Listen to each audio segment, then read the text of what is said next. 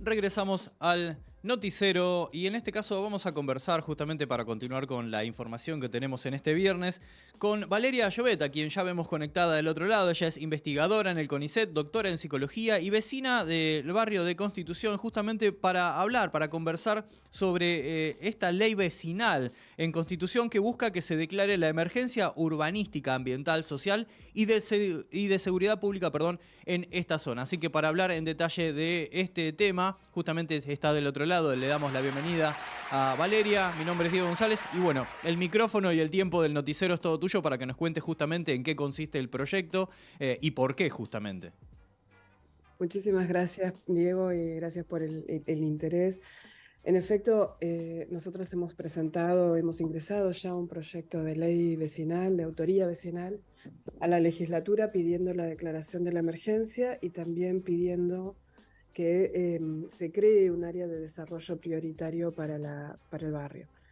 Esto tiene que ver con, bueno, acciones que venimos desarrollando las y los vecinos desde hace bastante tiempo, que se aceleraron en el último periodo, desde marzo tal vez, bueno, distintas contingencias en el barrio que tienen que ver con, que básicamente muestran que tenemos décadas de olvido por parte de las distintas gestiones del gobierno de la ciudad y esa situación ha conducido a un deterioro social, arquitectónico, ambiental, muy grave, y no sirve seguir teniendo intervenciones puntuales desarticuladas, porque tal vez tenés intervenciones de algún área del gobierno que también se logran a partir del diálogo, el reclamo y el activismo vecinal, porque no vienen solas, pero no hay una coordinación, no hay un abordaje integral, no hay una mirada de conjunto de todos los problemas,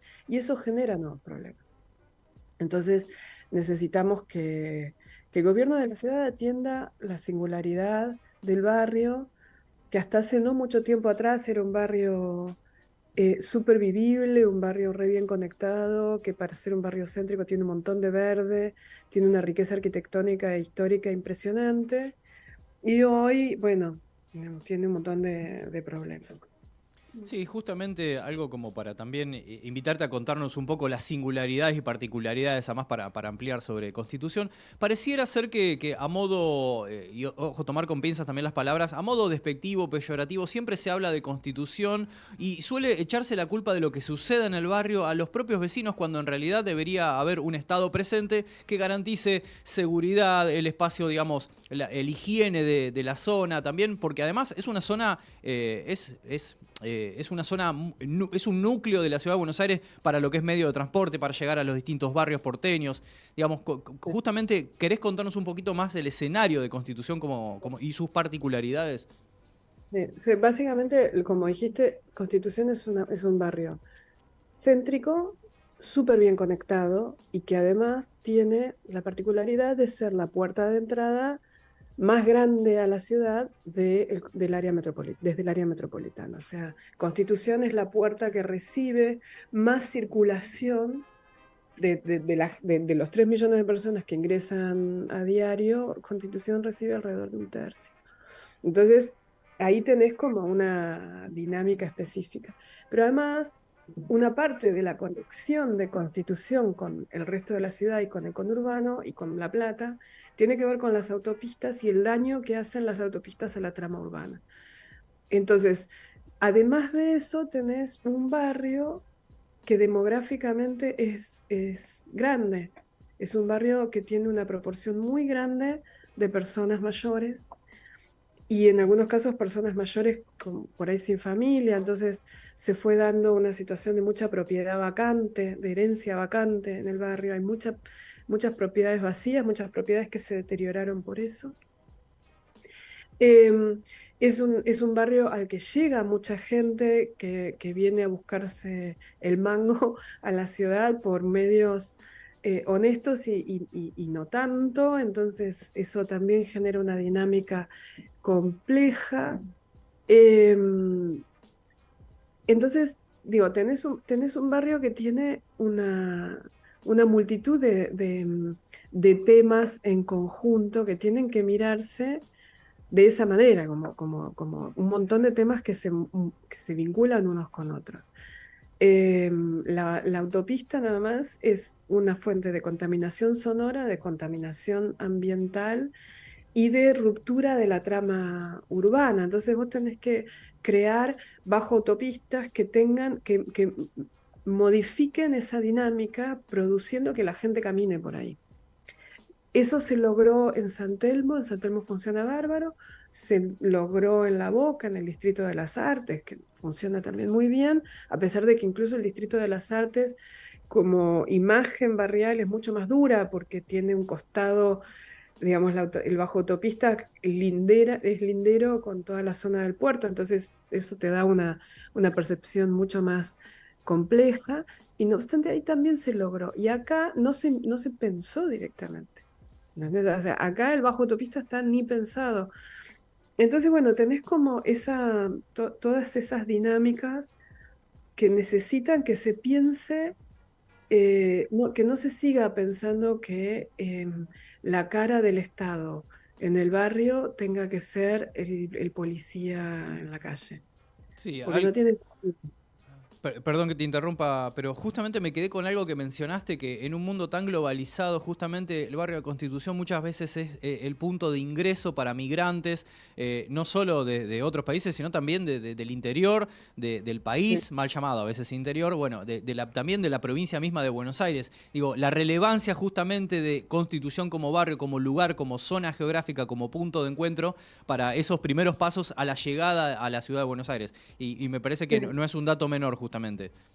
No, tal cual. Y hay experiencias de barrios en otros lugares, en otros países, en los que con buenas políticas de planificación, esa cualidad de recepción de personas que son portadores de muchos valores culturales diferentes son súper positivas. Y acá no lo es, porque no hay una política de integración adecuada, porque además, bueno, hay algunos puntos en donde pues es posible cuestionar la calidad de los controles migratorios de las personas.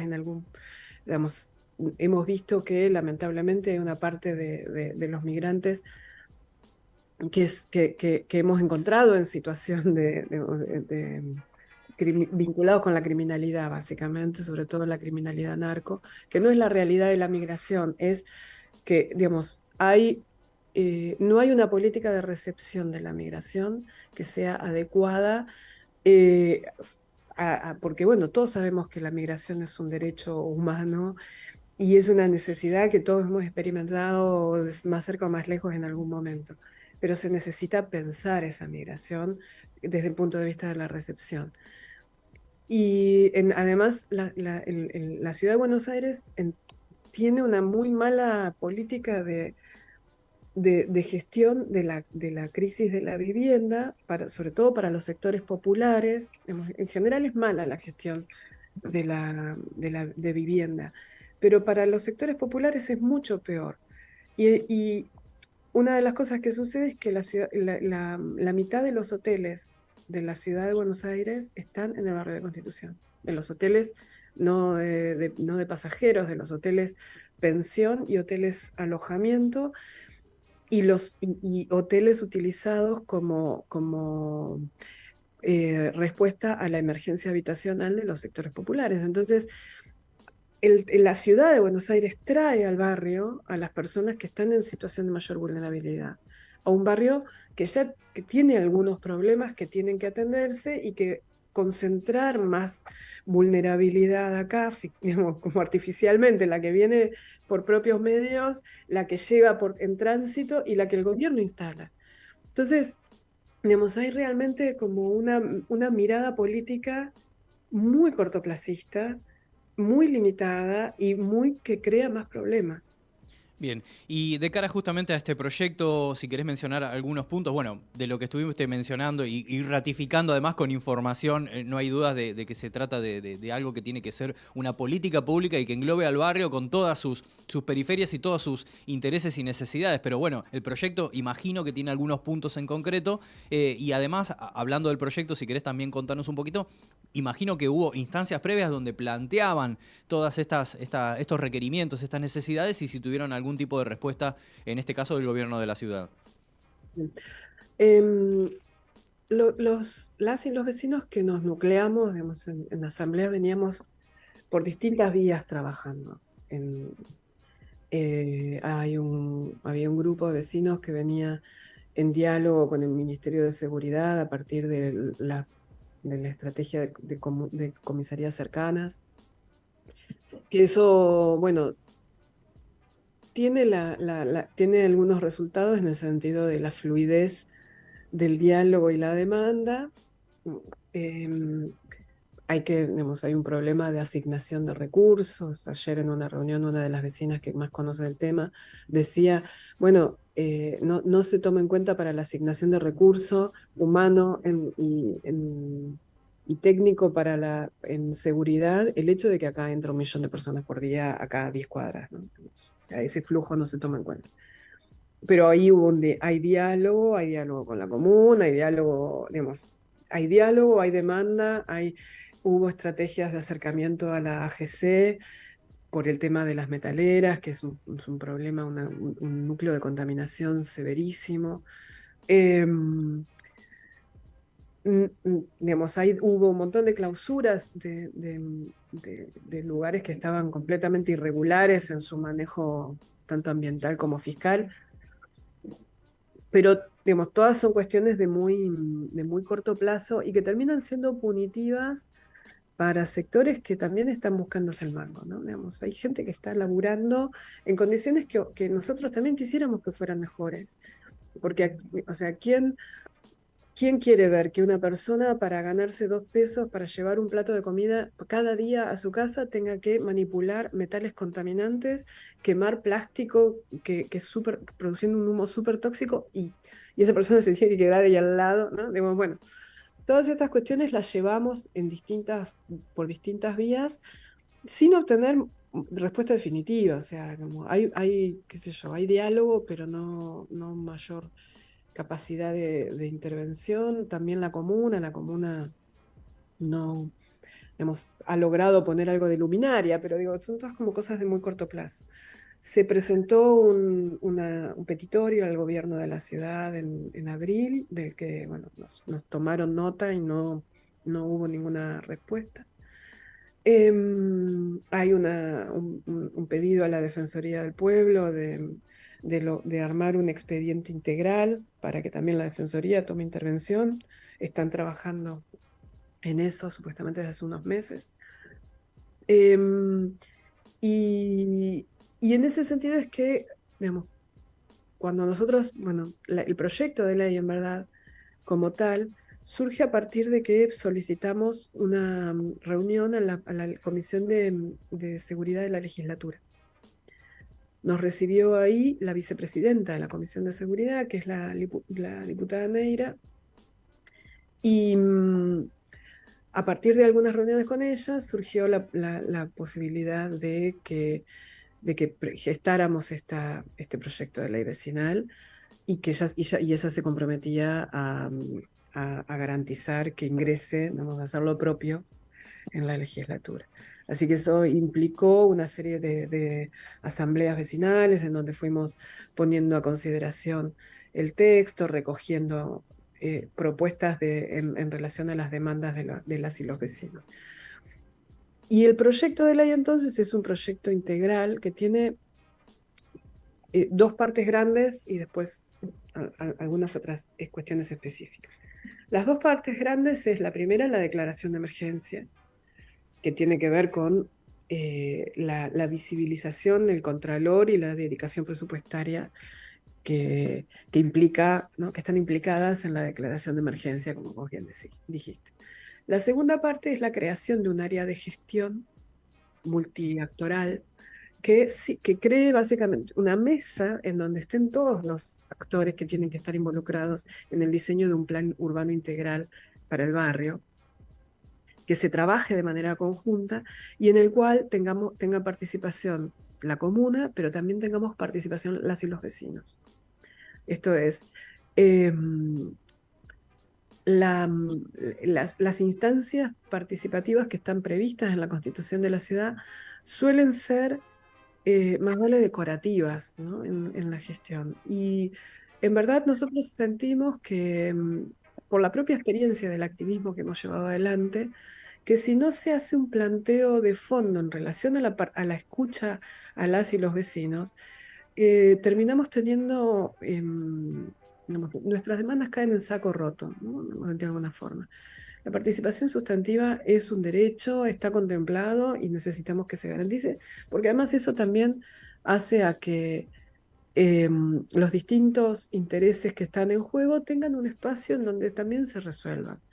Porque, qué sé yo puedo, digamos, digamos, si no hay como una especie de conflictividad en ascenso en el barrio entre los distintos actores que están básicamente peleándola para tratar de vivir lo más dignamente posible en un contexto tan adverso, digamos, y adverso no solo en relación al propio barrio. Esa instancia entonces garantiza ese espíritu democrático que tiene que tener, ¿no? Y en clave de las acciones y de las propuestas, nosotros planteamos que, digamos, nosotros tenemos un montón de diagnósticos ad hoc, ¿no? Hechos por las y los vecinos con muchísimo esfuerzo, y con muchísima responsabilidad y con mucho criterio. Pero el primer paso es que el Poder Ejecutivo haga un diagnóstico integral. Tiene que hacerse porque además disponen de los instrumentos institucionales y de la información. Entonces, tienen que tener un diagnóstico de acá, digamos, en 6 meses es posible. em, y después tienen que generar un plan de acción, digamos, también en un lapso breve. Porque en ese punto también nosotros sabemos que somos vecinas y vecinos, o sea, nosotros podemos tener un montón de aproximaciones de sentido común que no sabemos si después terminan siendo peores resoluciones o mejores resoluciones. Y además porque, bueno, también sabemos que un proyecto de ley necesita poder ser discutido y en esa discusión los acuerdos van a implicar, digamos, ceder, negociar, rediseñar, pero que el espíritu vaya en una dirección. Lo central, entonces, es abordar la política urbana digamos, pensando en la puesta en valor del barrio, puesta en valor en términos de conexión, puesta en valor en términos de circulación interna, puesta en valor en términos de recuperación arquitectónica y de recuperación urbana. Acá había un cine de arte con una programación estupenda que se cerró, que se tiene que volver a abrir. Hay que tratarlos bajo autopistas de una manera mucho más criteriosa de la que se trata ahora. Hay que incorporar digamos, una propuesta es, aparentemente un bajo autopista se está vaciando ahora de su usuario, que ahí sea un centro cultural, que eso implique un montón de movimiento. Necesitamos un centro cultural en el barrio, necesitamos que se traigan festivales, necesitamos que se traiga crédito a la vivienda joven, necesitamos que se premie a los negocios que están, digamos, hace décadas en el barrio tratando de sobrevivir, que se revitalicen las 2 o 3 áreas comerciales que tenía el barrio, que eran muy buenas. O sea, que este plan de ciudad caminable que la propia ciudad de Buenos Aires ha firmado, ¿no? Con esta idea de que los barrios tengan zonas en las que vos no te tengas que mover más que a 15 minutos para poder resolver tus necesidades y que tengas espacios verdes no más de 5 minutos de caminata, vemos por vez. Bueno, que el barrio esté contemplado dentro de estas estrategias que ya tienen vistas la ciudad de Buenos Aires, que el bus turístico que nos ingrese al barrio. En el barrio hay un montón de puntos de interés históricos y arquitectónicos y literarios. Está el edificio en uso más antiguo de la ciudad, que es la Santa Casa de Ejercicios Espirituales. Hay un museo un patrimonio histórico nacional como es la Estación de Constitución.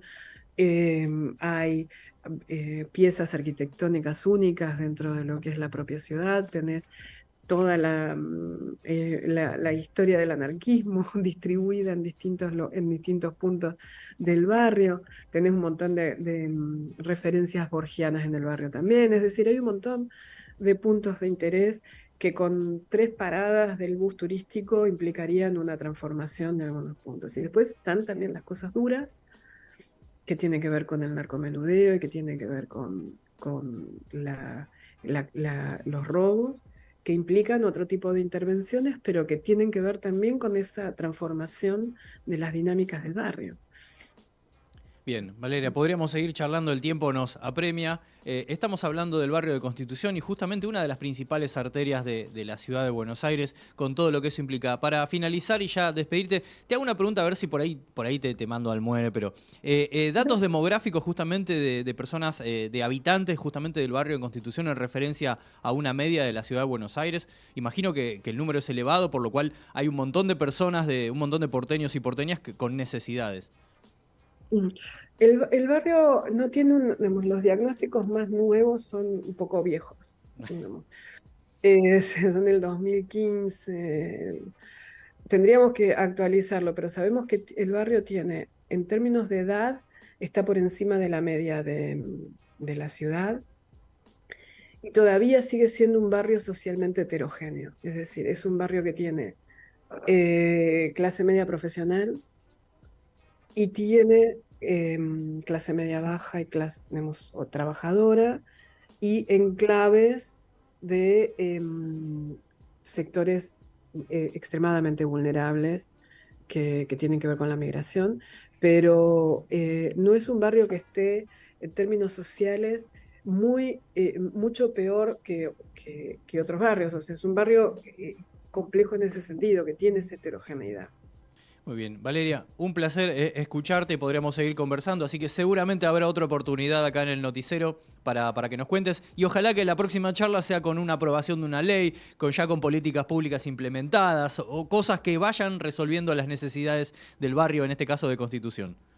Ojalá, le agradezco un montón por el tiempo y por el interés. Muchas gracias. Muchísimas gracias, Valeria. Fue la palabra de Valeria Llobet, investigadora del CONICET, doctora en psicología y vecina del barrio de Constitución, para hablar justamente de este proyecto de ley vecinal para resolver un montón de necesidades, de requerimientos, de inquietudes, ¿sí? Que ni más ni menos que estamos hablando, como decíamos recién, de una de las principales arterias, un punto de inflexión en la ciudad de Buenos Aires para el ingreso y salida, entre otras cosas. Nosotros ya estamos 12:29, ¿sí? Tenemos mucha información y poco tiempo, así que ya saben lo que va a venir un flash informativo, una canción para levantar la jornada y la última media hora del noticiero de este viernes 21 de julio, así que flash, música y ya volvemos.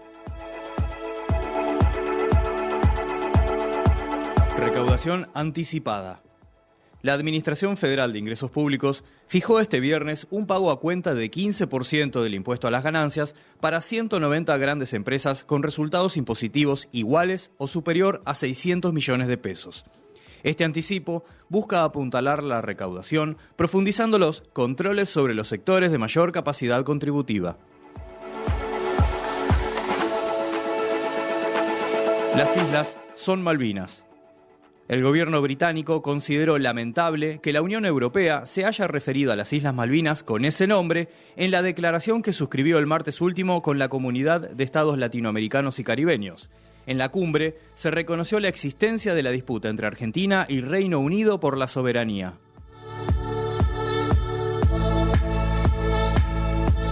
Unidos contra el peligro. Estados Unidos anunció que 7 compañías tecnológicas aceptaron una serie de compromisos en el desarrollo de la inteligencia artificial para ser más segura y transparente. Amazon, Anthropic, Google, Inflection, Meta, Microsoft y OpenAI se comprometieron a trabajar en sistemas de inteligencia artificial para reducir riesgos de fraude y desinformación.